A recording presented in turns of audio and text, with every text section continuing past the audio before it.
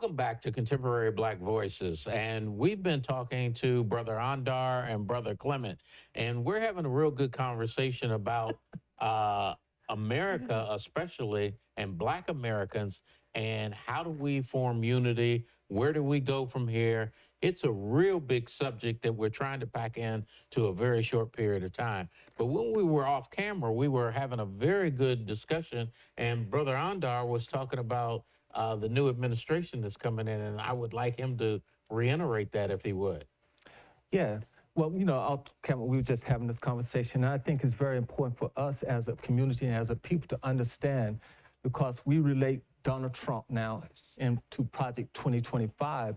And I was just saying that Project 2025 is the same as Project 1725, 1825, 1925, and 2025. It's the same project because what has dictated the American politics over the many years have been racism. Racism, white supremacy has pretty much dictated the. So when you see someone who was very much qualified, I'm talking about Ms. Harris. Now, America is not ready for a black woman, meaning they're not ready for racism because Obama he snuck in there.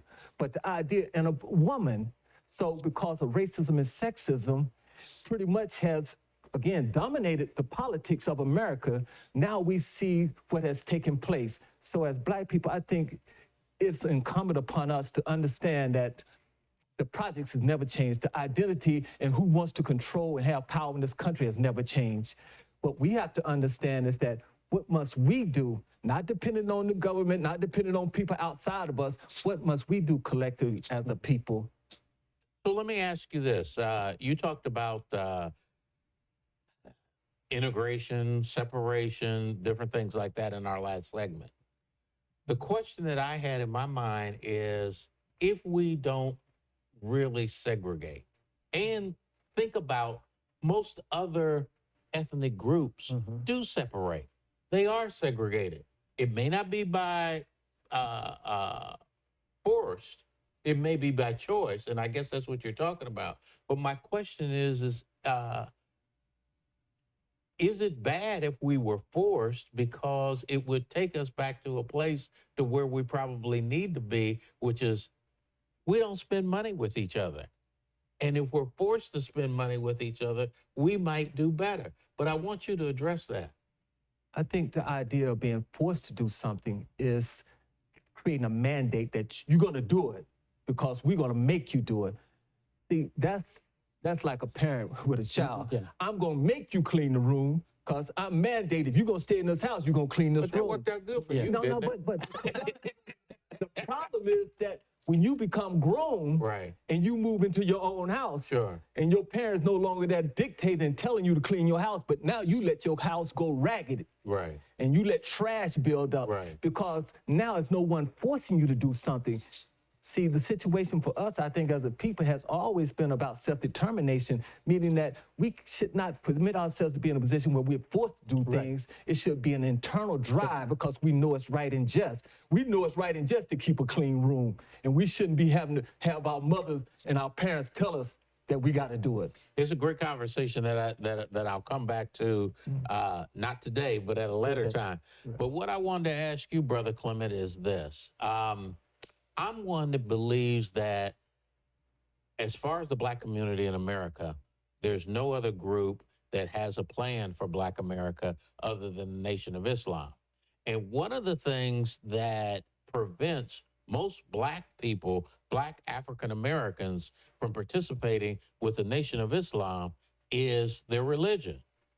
If you were to separate their religion from everything else that they do, schooling, people who are in prison, teaching them different things like that, what they're teaching is self-determination and things like that. And I ask you because I think you are one of the ones the people who are on this panel today who have more knowledge about that than anyone else. Okay, let me say this. The Nation of Islam right now is one of the strongest and most profound Black organization because there's no other one exists today. Now, I do share the teaching of the Nation of Islam to my colleagues, Black and white. I don't use the word Nation of Islam. Right. But when I share the ideology, I know they're very receptive. especially when I talk about the value of woman, talk about self-determination. And then they will say, where you got that from? I say, well, I integrate with the brothers from the Nation of Islam. And they get puzzled because they accept what was said. They know it was true. So therefore they become puzzled. Yeah. And then when I want to say Assalamu alaikum, I may say to my white boss, peace be unto you. And I said, there's an Arabic language for that. It says Assalamu alaikum. They said, oh. So somehow I'm able to sanitize it and get that out of their mind. So now I work like for United Healthcare. And I work in a predominantly mixed environment. And they are receptive to what I say when I use for the Nation of Islam. So what I do, I give them that information first. Then I said, I got it from this. It's not mine. Sure. Is it and this is an open question for either one of you to answer. Okay, go ahead. I just feel, and I'm talking actually, please focus in on me at this point. I'm asking the Nation of Islam if you can come up and have two sides of it. Those people who want to be a part of the religion and those people who actually need the services and the systems that you have put together, okay? But we cannot get to the point of trying to merge the two. And I'm hoping that Farrakhan, I'm hoping that the ministers will listen to this and ask, or not ask, but help us, because we're at a point to where we need this. Do you agree? What I discover, if you notice, when I have the conversation about the Nation of Islam, I do not use the word the religious aspect of things. I use the methodology, what is due, the structure, and what is being taught. So I give an information that is receptive. Before they realize, well, once I say Nation of Islam, they equate it, well, you know, that's a part of a religion. But they understand the message that they receive didn't come across them as a religious perspective. Sure. Okay. And then in addition to that, I would say, well, I study the Islam. What is Islam? Submit your will to God. Christian does it. Every other religion does it. The ultimate goal is to submit your will to God. Right. So technically, inadvertently, you all practice Islam. Well, you know, Yes. I look at this as being like a corporation that has an offshoot. Okay. And they have an offshoot, or could have an offshoot, that does not include the religious component. That is true. That is not called maybe even the Nation of Islam, okay? Because we as a people need help. And even if we are forced into segregation, it might be, in my opinion, something that we might need. You know, to me, one of the things that after the Million Man March, Sure. Yes.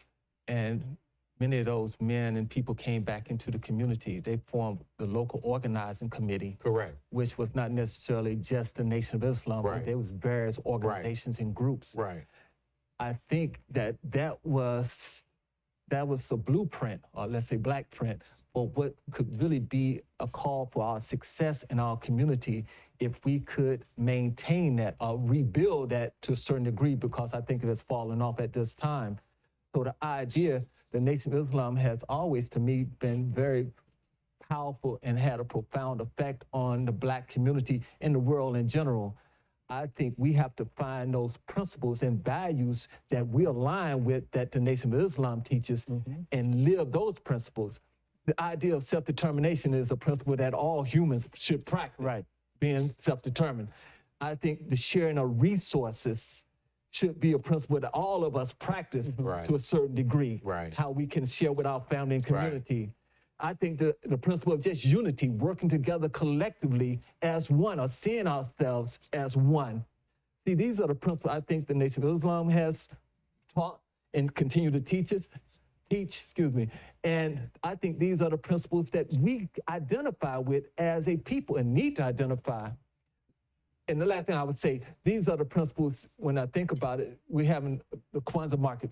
Yes. Kwanzaa celebration, when you think about the principle of Kwanzaa, you think about unity, self-determination, collective work responsibility, corporate economics, creativity, faith, and purpose. You think of these principles, but when you think of these principles, you think of really all of us, because in ways we all are engaged or should be engaged in practicing and living these principles. Let me stick a pin in it right there. We're going to take a break. All right. And when we come back, we're going to talk about Does Black America need a leader?